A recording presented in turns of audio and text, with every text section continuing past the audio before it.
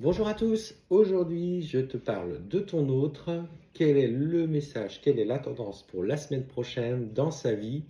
Allons voir un petit peu ce qui se passe. J'ai fait 4 tas, pardon, je vais y arriver, décidément. 4 tas, du coup, 1, 2, 3, 4. Je vous laisse commencer à faire le vide dans votre tête en pratiquant, comme vous le savez, de la respiration profonde, plusieurs inspirations et plusieurs expirations, et vous prenez du coup le tas qui vous parle.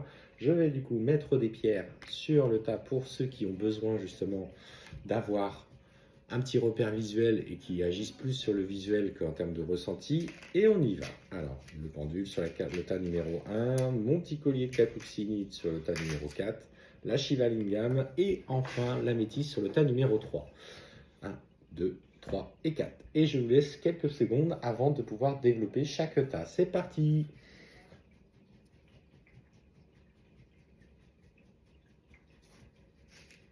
Allez, c'est parti pour le tas numéro 1. On y va. Et là, c'était comme ça quand c'est brassé et que c'est tombé.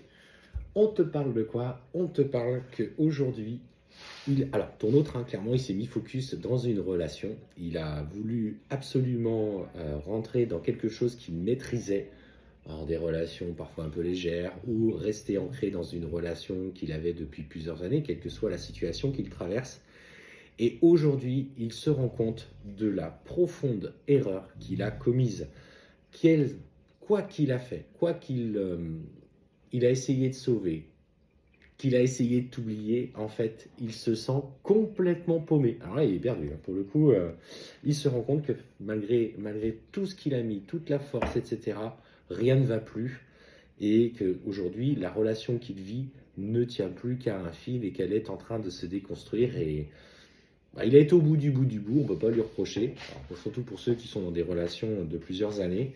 Mais là, ça se termine. En tout cas, c'est en train de prendre fin. Je dirais presque une dépression. Hein. Pour le coup, de ce que je ressens émotionnellement, il est tombé. Alors, clairement, pour ton autre, on voit en ce moment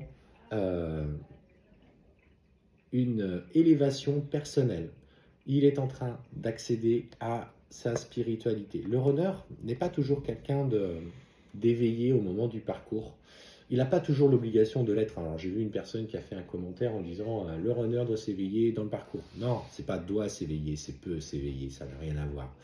Et en fait, ce qu'on voit, c'est que là, lui, il commence à entreprendre un cheminement personnel et en fait, il se rend compte finalement que dans ses aspirations profondes, parce que l'éveil spirituel, ça peut être un peu ça, hein, tout simplement, c'est pas forcément tout de suite mettre à disposition des autres des capacités de clair ressenti, clairvoyance, clairaudience. C'est aujourd'hui prise de conscience de son cheminement spirituel. Le problème, c'est que ça ne résonne pas avec ce qu'il avait construit dans sa vie matérielle. Alors, c'est quelqu'un hein, qui réussit, qui s'engage professionnellement, voilà, qui est volontaire, qui a cette force et cette détermination qui mettait au service du professionnel. Mais en fait, aujourd'hui, on sent un décalage entre ses aspirations profondes et ce côté matériel. Et en fait, ça le met en souffrance. En fait, on sent que là, il porte le poids de ses responsabilités qu'il supporte de moins en moins. Donc en fait, il est en train, pour toi qui as choisi ce tas numéro 2, ton runner est en train de faire un virage à 180 degrés sur ses aspirations profondes. Ça ne veut pas dire qu'il va changer de travail, ça veut dire qu'aujourd'hui, il va accorder d'autres priorités et cet éveil fait partie de votre évolution dans ce parcours. Le tas numéro 3.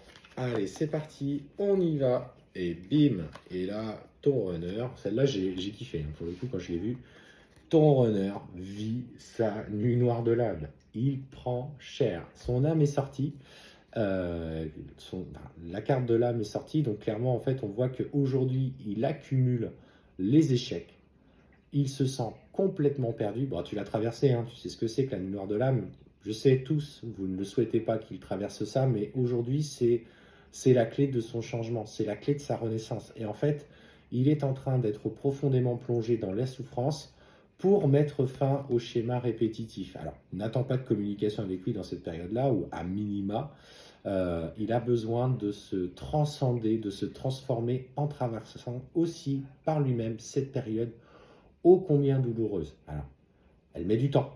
Attention, hein, une nuit noire de l'âme d'un runner, on n'est pas sur une période courte, on est sur une période très longue de transformation. Il bascule petit à petit dans le processus jusqu'à aller toucher le fond.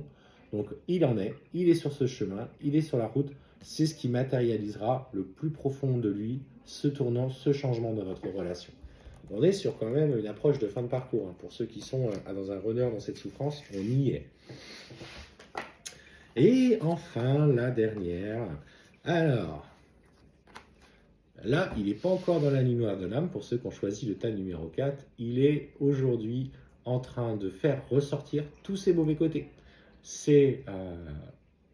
Il est perdu, pour le coup, ça c'est vrai. Il vit effectivement des épreuves parce il met en place des mauvais choix, mais en fait, ça met en lumière tout ce côté un petit peu parfois tendu, froid, désagréable, égotique qui ressort. Donc là, il est en train, pour ceux qui ont choisi le tas numéro 4, je sens un affrontement entre l'ego. Là, on est en train de travailler sur l'ego pour qu'il aille chercher un petit peu cette sagesse. Alors, lui, il n'a pas encore sombré dans la nuit noire de l'âme, hein, on pourrait dire, mais ça se ressemble quand même.